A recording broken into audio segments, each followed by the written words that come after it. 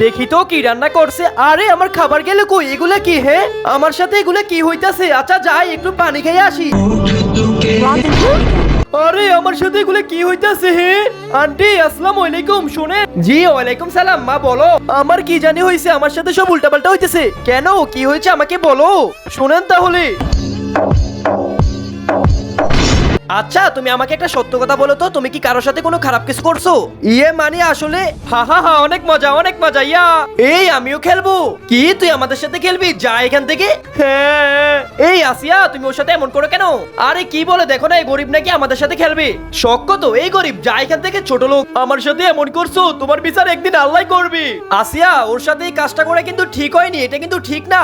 তারপর থেকে আমার সাথে সব উল্টাপাল্টা হইতেছে।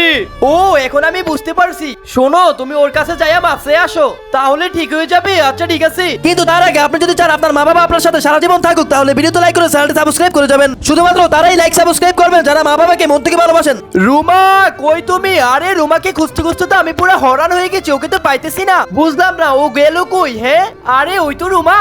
রুমা রুমা, আরে রুমা তুমি এখানে বসে আছো আর তোমাকে আমি সারাদিন ধরে খুঁজছি। রুমা আমাকে মাফ করে দাও প্লিজ, আমি তোমাকে আগেই মাফ করে দিয়েছি। তোমাকে অনেক ধন্যবাদ রুমা।